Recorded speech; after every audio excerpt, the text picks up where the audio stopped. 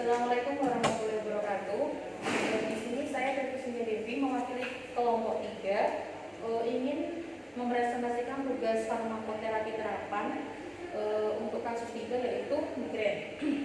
Pertama, saya akan memperkenalkan anggota kelompok 3, yaitu yang pertama ada saya sendiri dari Sini Devi, kemudian ada Rusada, kemudian ada Siti Nurfalihah. Untuk kasus 3 sendiri, yaitu ada seorang pasien perempuan usia 38 tahun, penderita migrain berat, menebus resep di instalasi rumah sakit. Obat yang terdapat dalam resep mengandung bahan aktif yaitu sumatriptan 100 mg, diberikan sebanyak 10 dengan aturan pakai 3 kali sehari 1 tablet jika terasa pusing. Di sini pertanyaannya yaitu yang pertama, jelaskan secara ringkas tentang penyakit migrain, yaitu meliputi patofisiologi, penyebab, gejala, tujuan terapi, dan sasaran terapi. Untuk patofisiologinya sendiri yaitu adanya vasodilatasi pembuluh darah ekstraserebrial intrakranial yang mungkin diakibatkan oleh ketidakseimbangan dalam batang otak, menyebabkan aktivasi dari syaraf dalam batang otak, menyebabkan aktivasi dari syaraf trigeminal perivaskuler yang merangsang pelepasan sitokin proinflamasi seperti CGRP dan neuropeptid untuk memulai inflamasi neurogenik. Transmisi dari tersebut dapat mengaktifkan inti batang otak lain, menyebabkan gejala lain yang berhubungan seperti mual, muntah, fotofobia, kemudian ada chronofobia. Populasi reseptor serotonin 5-HT tertentu tampaknya terlibat dalam patofisiologi dan pengobatan sakit kepala. Untuk ergot alkaloid dan triptan adalah merupakan agonis reseptor 5-HT vaskular dan neuronal yang mengakibatkan vasokonstriksi dan penghambatan pelepasan neuropeptid vasoaktif.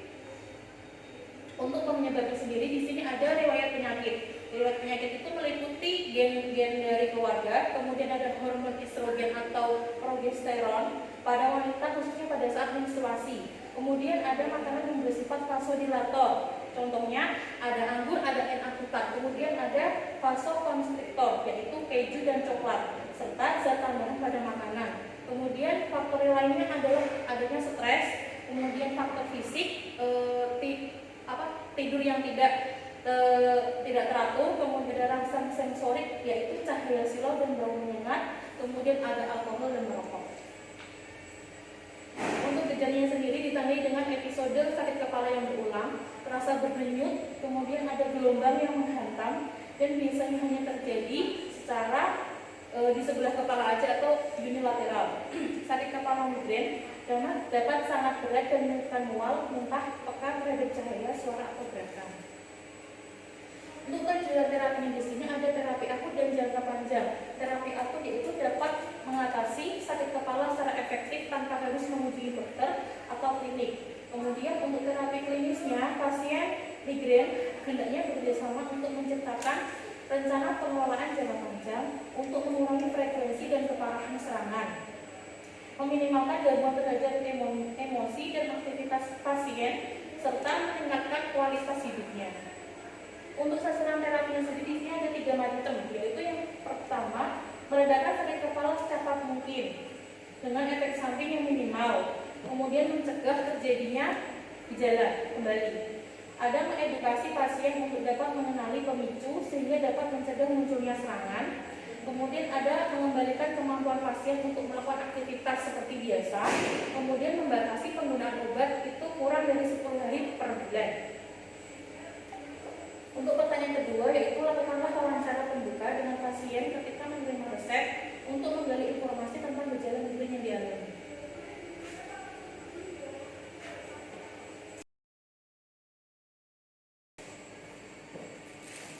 Permisi Mbak, ya saya punya kalau saya kasih.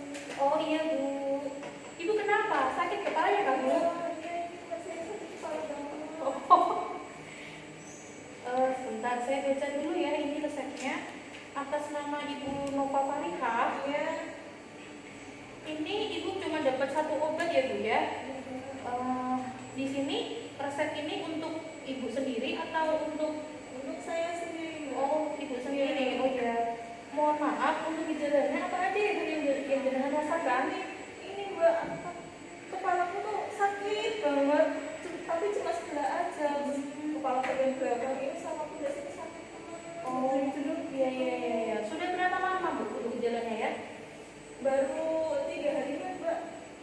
hari ya. hari. Oh iya iya.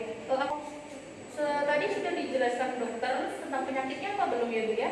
Tidak, tadi sih katanya migrain atau apa gitu. Saya kan tidak tahu, saya kan Oh iya iya iya. Ya, ini mungkin Ibu kena migrain. Ini jenis sakit kepala sih Bu ya. Mohon maaf untuk sekarang ini apakah Ibu sedang menyusui atau mungkin sedang hamil? Enggak tuh. Oh enggak oke. Kemudian apakah Ibu punya riwayat penyakit hipertensi atau jantung, kolesterol gitu? Kalau itu enggak ada. Oh enggak ada, berarti normal semua ya Bu ya? Normal semua. Terus sebelumnya kan udah tiga hari tadi ya sakitnya, Ibu udah pernah konsumsi obat lain atau terapi jamu gitu? Enggak. Baru kali ini saya periksa ke Oh dokter gitu, berarti Ibu ini ya baru mengalami seperti ini ya? Iya. Kemudian Ibu ada riwayat penyakit alergi obat atau apa gitu, makanan? Setahu saya tidak. Oh gitu, iya oke. Ya sudah, sebentar ya Bu ya, tunggu sebentar, ini obatnya saya siapkan dulu. Kring kring kring kring. Kring kring kring kring. Kring kring kring kring. Enggak usah. Halo, selamat siang Dok. Ini benar dokter Rosada ya? Oh iya, benar Mbak. Oh iya, maaf. Ini saya Pevisilia Devi dari apoteker dari Apotek Sehat Sempurna. Oh iya. Mau konfirmasi Dok, resep atas nama Ibu Nova Farina ini loh Dok. Oh iya. Tadi barusan kesana ya Dok ya? Iya. Ini ada dikasih sama dokter, dikasih obat sumatriptan 100 mg 3 kali sehari, diminumnya jika pusing saja. Benar Dok? Iya benar.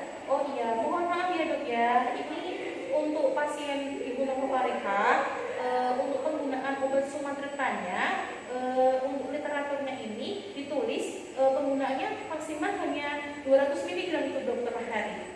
Jadi ini seharusnya mau diganti apa bagaimana ya Dok ya?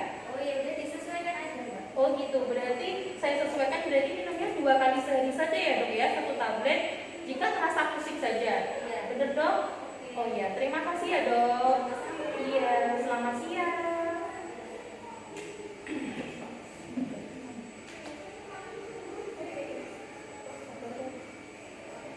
Obatnya obat.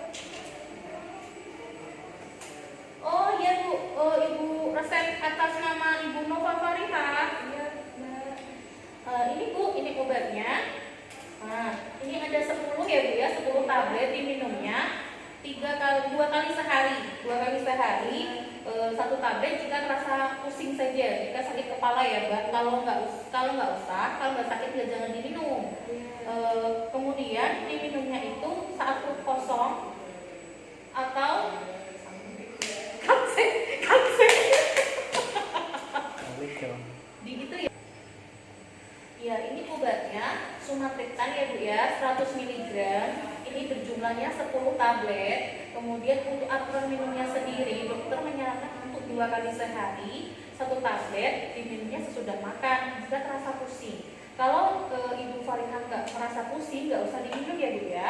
Kemudian sebaiknya diminum sesudah makan di malam hari. Untuk 2 kali sehari, kalau semisal pagi itu jangan sampai Ibu Farina ke dalam keadaan beraktivitas, karena ini efeknya ngantuk dan harus istirahat cukup. Kemudian untuk terapi selain obat ini, Ibu juga harus menjaga kesehatan, semisal istirahat yang cukup. Kemudian Ibu suka mengkonsumsi minuman teh atau kopi atau susu gitu nggak Bu? Saya sih biasanya dia kopi Bu. Oh iya. Kalau untuk terapi pakai obat ini, Ibu jangan minum kopi terlebih dahulu ya. Tolong dihentikan dulu, menunggu sampai Ibu sembuh dulu, baru nanti bisa minum kopi sepuasnya. Kemudian kalau kepalanya pusing banget sampai nggak bisa ngapa-ngapain, itu bisa dikompres dengan air es ya untuk mengatasi sakit kepalanya tersebut. Kemudian tidurnya yang teratur, jangan tidurnya kebanyakan, kemudian dia nggak aktivitas itu jangan juga. Jadi harus seimbang ya Bu antara aktivitas sama istirahatnya. Kemudian banyak minum air putih, gitu ya. Ya. Sudah, terima kasih Bu ya. Semoga cepat sembuh. Iya. Baik, presentasi akan saya lanjutkan. Pertanyaan nomor 3, berdasarkan analisis yang Anda buat tentang pasien, apakah obat yang tertulis dalam resep tersebut merupakan obat yang tepat untuk mengatasi atau mengobati penyakit pasien?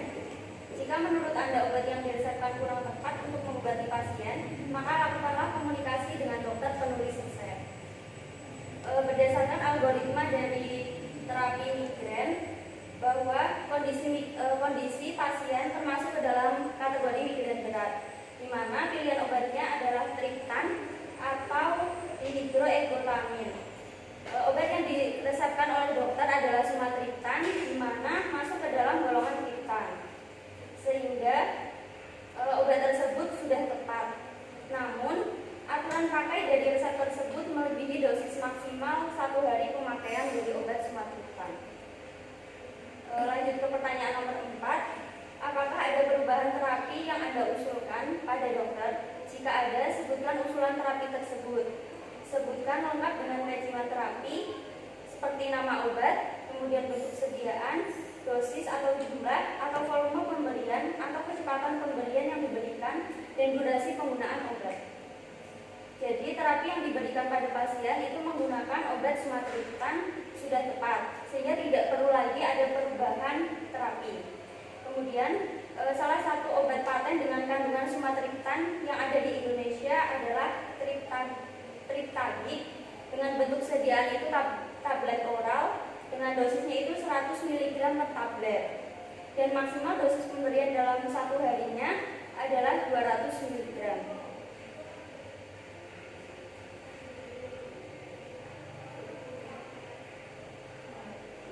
Pertanyaan nomor 5, siapkanlah obat yang Anda berikan kepada pasien, kemudian lakukanlah pemberian informasi obat tersebut. Pertanyaan nomor 6, jelaskan mekanisme aksi obat yang Anda berikan kepada pasien.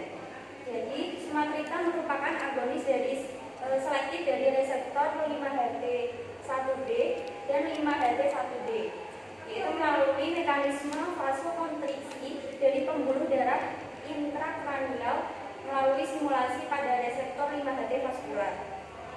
Inhibisi pelepasan neuropeptida yang bersifat vasoaktif dari saraf trigeminal perivaskular melalui stimulasi reseptor 5-HT1D plasma. Hambatan penghantaran sinyal nyeri di dalam batang otak melalui stimulasi reseptor 5-HT1D. Kemudian pertanyaan nomor 7, apakah pasien membutuhkan terapi non-farmakologi? Jika iya, terapi apa yang harus dilakukan pasien? Lakukanlah konseling untuk terapi non-farmakologi yang harus dijalankan. Jadi pasien tersebut membutuhkan terapi non-farmakologi. Dan terapi non-farmakologinya yaitu ketika pusing kita bisa menempelkan es pada kepala pasien. Kemudian pasien harus beristirahat atau tidur sejenak dan beristirahat pada ruangan yang gelap atau terhindar dari sinar cahaya langsung. Kemudian pasien diusahakan agar tidak stres atau tidak memikirkan hal-hal berat. Kemudian menghindari faktor pencetus dari pikiran tersebut. Kemudian pertanyaan nomor 8, buatlah rancangan monitoring terapi yang akan dilakukan. Parameter apa saja yang harus diamati dalam monitoring efektivitas terapi? Jadi rancangan monitoring terapinya yaitu meliputi yang pertama itu durasi atau lama waktu migrain tersebut terjadi. Kemudian frekuensi dari penggunaan obat tersebut, kemudian efektif atau tidaknya obat itu diberikan kepada pasien, kemudian evaluasi ada atau tidaknya efek samping dari obat tersebut, kemudian frekuensi dari serangan migrain tersebut.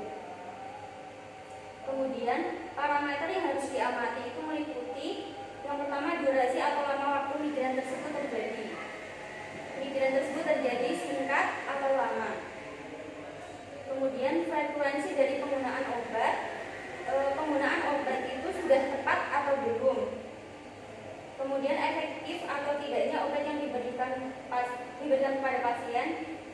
tersebut itu dapat menyembuhkan atau seperti apa efeknya kepada pasien. Kemudian evaluasi ada atau tidaknya efek samping. Jadi setelah obat tersebut digunakan harus dimonitoring dan dievaluasi bahwa obat tersebut itu menimbulkan efek atau tidak kepada pasien. Kemudian frekuensi serangan migren, migren tersebut jarang atau sering terjadi atau dialami oleh pasien. Itu harus dimonitor. Berikut daftar pustakanya yang kami asuh. Sekian presentasi dari kelompok kami. Apabila ada kesalahan atau tutur kata yang salah, kami mohon maaf. Sekian. Assalamualaikum warahmatullahi wabarakatuh.